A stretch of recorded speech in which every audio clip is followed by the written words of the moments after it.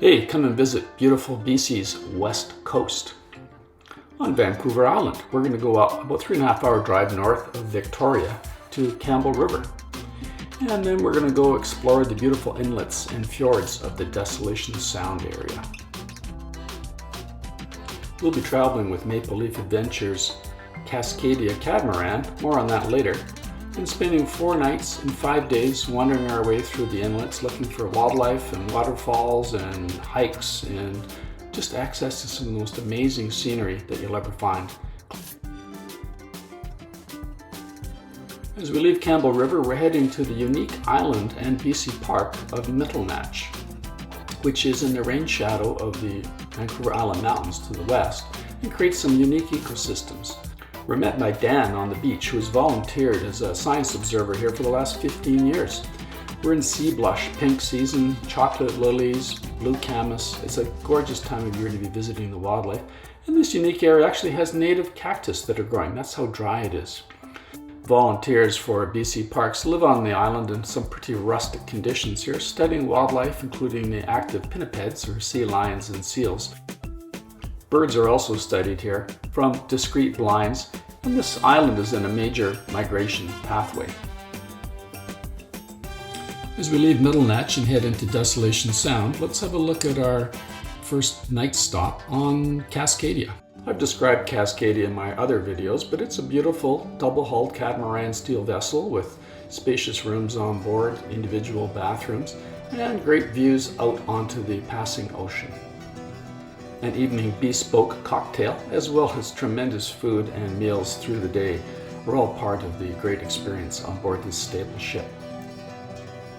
Stable, air-inflated kayaks are perfect for those who may be unfamiliar with being out on the water, and are a great way to explore the underwater sea life along the shore, as well as the abundant bird life that we see overhead. Drifting along silently is a great way to get up close with nature and not disturb it. It also gives you access to some of the cultural aspects of the area, including these beautiful pictographs. If you're not interested in the kayaks, the tenders are a great way to get up close to the shoreline and do some of the same type of exploration. It's very cool as we come back to Cascadia and actually go underneath it, between the hulls, between the light reflecting electrically off the blue hull, and then the quiet dark underneath, with only light coming in from the water and the sun coming in from underneath it. It's a really cool, magic kind of feeling.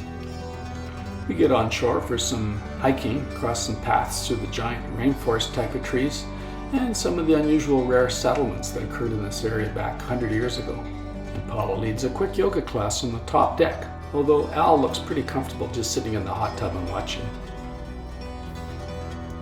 When we anchor for the night in quiet Walsh Cove, we're the only ones here. But in the summertime, the protected and warm waters of these areas are a magnet for many boaters, sailors, and kayakers, and this can be a pretty busy place. Now we explore the Toba Inlet, a fjord with a few big rivers that drain a large area, creating a wedge of sediment. This sediment has plants growing on it, salmon migrating up it, and are magnets for wildlife. From the tenders, we drift towards the shoreline and quietly watch a sow or female grizzly bear eating the sedges and getting her protein after hibernation. She looks very healthy. We connect back with Cascadia again, and as we're motoring down the Toba Inlet, we're joined by dozens of Pacific white-sided dolphins. It's an amazing sight. They're playing in the bow wave of the ship and seem to really have a sense of fun, spinning in the air, and when they're not doing that, chasing the abundant herring that are in the area. These dolphins seem to know exactly what they're doing and get as close as they can to the ship before they leap out of the water several meters into the air, often with a great huge splash, as if they're trying to outperform each other.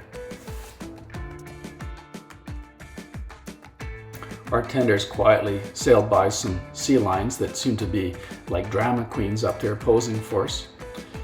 These animals are used to human activity and are not too bothered by it, and people respect their space as well, so it was really fun to watch them.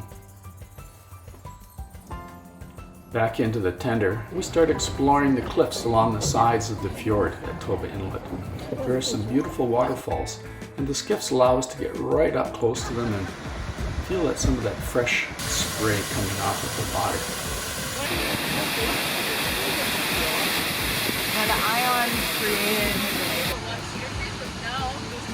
As we say goodbye to the waterfalls of Toba Inlet, we get ready for our third night at White Rock Passage. And we see our sister ship, Swell, which is a converted tugboat carrying 12 passengers and is the second boat in the Maple Leaf Adventures fleet. Our frequent stops on shore are led by naturalist Marlo on board. She guides us through how to identify the plants, the trees, which ones have cultural significance, maybe foods, gives us background on them. We maintain a species list of all the animals and birds and insects and plants that we see on our extensive trips. Then we approach Octopus Islands. We didn't see any octopus here, but as we got on land from the tenders, an old cabin that's been kind of converted into a museum. This is a great spot for a group picture. Cheese! Oh, that makes me hungry again. This little place wasn't on any of our normal maps and was really a great little unexpected discovery. The message in this museum is really joy and love of this area. It's obviously reflective of the sailors and kayakers and boaters that have passed through and have put a lot of creative effort into making some of these really novel signs and recording their people who are on their ships with them and the special occasions that they were sharing together. Although there isn't many waves in this area, there is a lot of tidal exchange and the currents can be pretty strong. It gives you a healthy respect for the early explorers that got through the area without any maps. Onshore visits continued with geology of the area, Marlo guiding us through some of the giants of the Pacific rainforest, and some of the little creatures that live here as well, and which ones not to lick, and who made these tidy little lines of holes in the trees. A couple of brave cold plungers on board faced the 11-degree temperatures in the Sound. It does warm up to around 18 to 20 in the summertime, but right now it was pretty darn chilly, and brave Paula showed us how it's done. Us chickens just watched from the deck. It's our final night, and expedition leader Jeff serves up our cocktail, whiskey sours made with fresh spruce tips. We're staying in Carrington Inlet, which is a few hours outside of Campbell River, and it is a beautiful evening on board Cascadia. We had a beautiful sunset, which was befitting of the ending of a great trip like this.